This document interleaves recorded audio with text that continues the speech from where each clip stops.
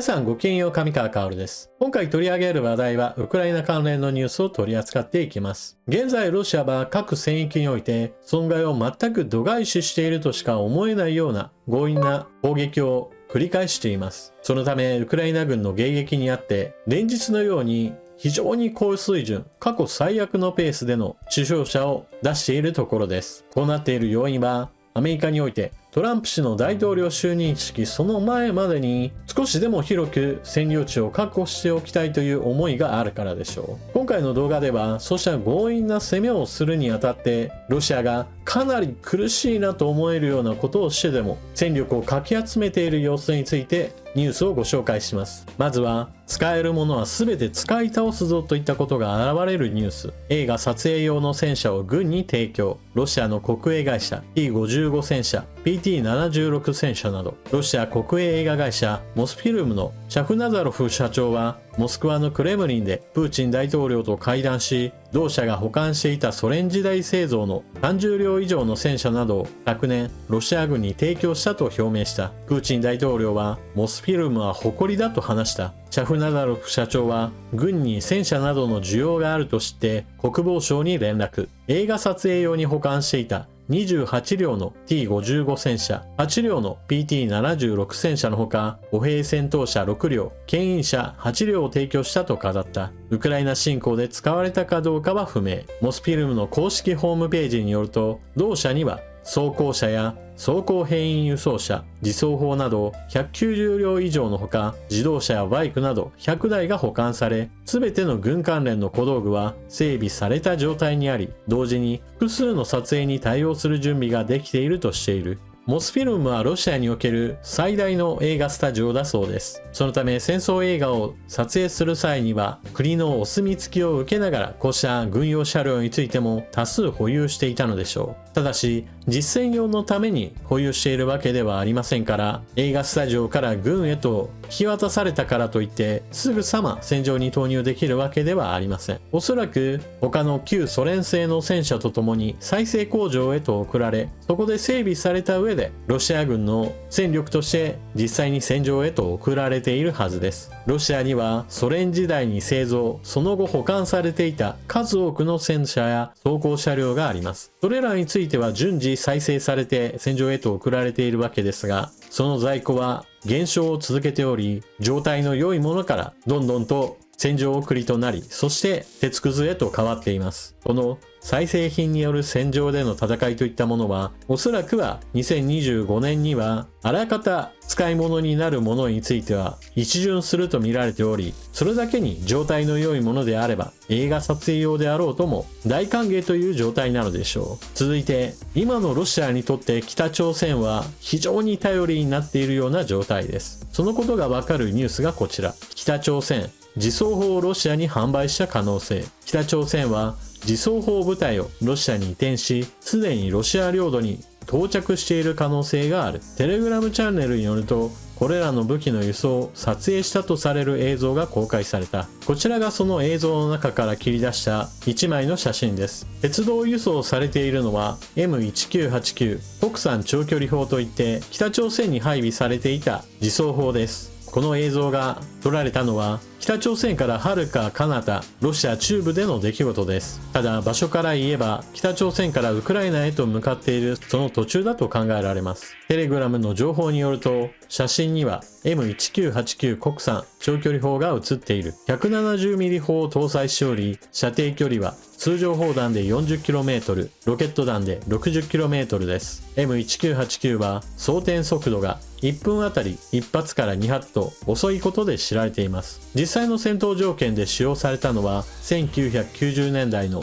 イラン・イラク戦争の時だけです。ウクライナ軍参謀本部の推定によると、戦争開始以来ロシア側は2万門以上の榴弾砲を失った可能性がある。一方、ウクライナに兵器支援を検討と報じられた韓国は、大統領選挙でのトランプ氏の勝利を背景に計画を再考する可能性があるとブルームバーグは報道しています。軍用車両を様々資料として持っているところもあれば、映画用に小道具として保有しているところもあります。そのようなところからどんどんと戦闘車両を受け取っているということは明らかにロシア軍が状態の良いものであればもうどこからでも良いから集めているというような状態なのでしょう。ただ気をつけなければならないのは、このような非常に古いものであったとしても戦車は戦車です。2022年から本格的な侵攻が始まったロシア軍によるウクライナ侵攻、その中でもだんだんと新しい戦車から古い戦車へと主力戦車が移っていく中において一つ証明されたことがあります。たとえ性能の悪い戦車であったとしても、それを迎撃するウクライナ軍にとっては数が脅威であり、一つ一つの兵器の質云々の前にどんな古いものであっても戦車は戦車であり脅威であり続けるということです。欧米から供与された新しい戦車の方が圧倒的に兵士の生存率は高く、攻撃力、防御力ともに基本性能は高いです。しかし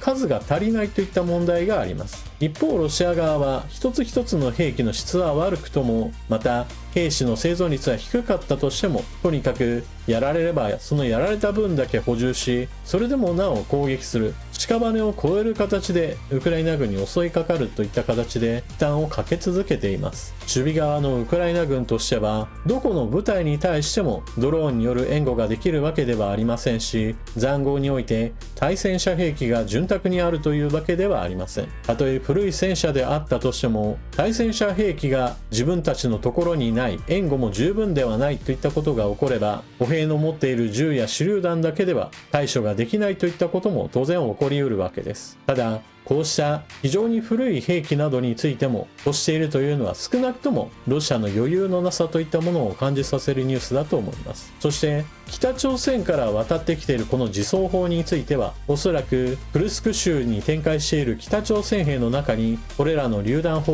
を取り扱う兵士たちもいるはずです。しかしこのニュースについてちょっと補足として入っている情報としては、北朝鮮軍にしてもこの榴弾砲は古いものなのだそうです。北朝鮮としては榴弾砲を渡してこれ専用の弾薬についても送っていることでしょう。しかし最新ではないといったことは、明らかに北朝鮮にとっても在庫一掃を行っているものとみられます。北朝鮮にしてみれば自分たちにとってすら古いものであっても、ロシアが戦力を熱望していることから非常に高く売りつけることにおそらくは成功しているのでしょう。北朝鮮にとっては韓国との国境沿いにおける戦力が一番大事でしょうし、そこに配置している長距離砲に比べればおそらくは外に出せるものというのはどうしても古いか、もしくはあまり役に立たないものというわけでしょう。なおロシア軍も記事の中であったように大量に榴弾砲を失っています。そして榴弾砲に関しては使えば使うほどその砲身の耐久度は下がっていき、いずれは交換しなければなりません。しかし国家間戦争という非常に過酷な状況下においては、榴弾砲もそんなに交換できる方針が次から次と作れるような状況ではありませんから、それだけに北朝鮮の榴弾砲を求めているというわけです。そして自走砲の到着を待っているクルスク州なわけですが、いかにもロシアらしいなという話もあります。ウクライナ軍が越境攻撃をすることにより、クルスク州における住民が戦闘を避けるために避難しています。しかしロシア軍の反撃もあって一部地域は住民が少しずつ戻っているところもあります。しかし多くの家屋において略奪が発生していることから、住民たちはその被害補償などを地元政府に求めています。しかしここで一つ問題があるのは、住民が戻ってきたのは戦闘地域からかなり離れた場所で、実際にはウクライナ軍が行ったこともないような地域も非常に多く含まれています。もしかしたら自分たちの住んでいるところまでウクライナ軍が来るかもしれないとして、予防的に逃げていきたい人たちが、